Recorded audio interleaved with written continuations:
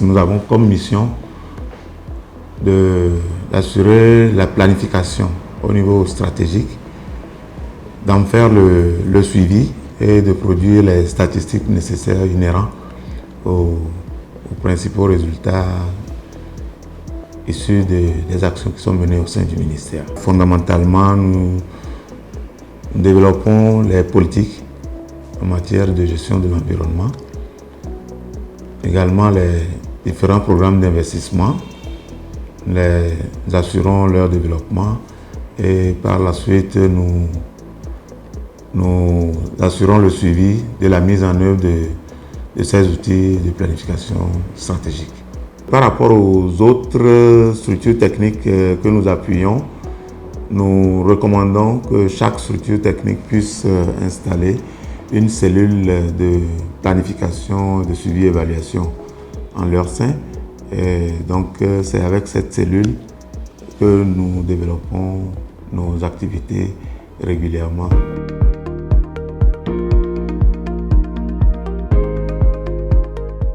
Dans le cadre de la mise en œuvre de la feuille de route, le gouvernement a mis en place un mécanisme de suivi et évaluation des missions qui sont confiées au ministère.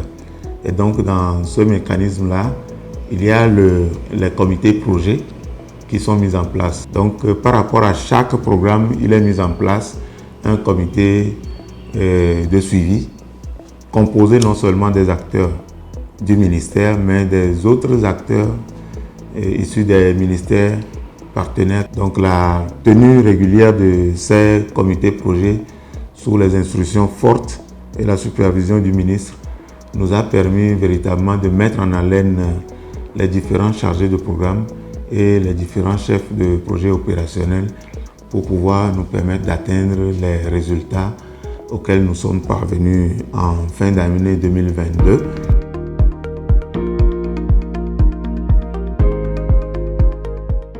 Par rapport aux ressources internes, nous avons eu un résultat exceptionnel de 98% d'exécution contre 74% d'exécution sur ressources externes, pour un taux global d'exécution de 86%.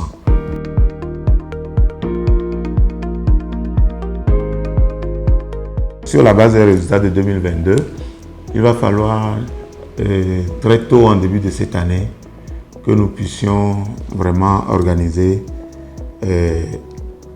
une séance de mise en commun des différents plans de travail et budget annuel des projets d'investissement du ministère à travers un atelier de synergie afin d'éviter les doublons et de capitaliser sur les complémentarités des différents projets et programmes. Et il faut associer à cela le renforcement des capacités des différents acteurs en matière de suivi et évaluation. Cette année, nous allons pouvoir aller vers la capacitation des projets opérationnels qui sont contenus dans ces programmes P35 et P36, de même que la réforme R6.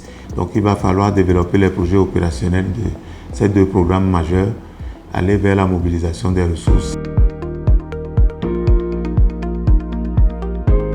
Le développement, c'est chacun à son niveau, mais dans un cadre concerté. Et que tout le monde puisse véritablement prendre à bras le corps que la mise en œuvre des projets puisse véritablement impacter nos communautés en faisant des investissements clairs pour répondre aux missions assignées au ministre à travers la feuille de route gouvernementale 2025.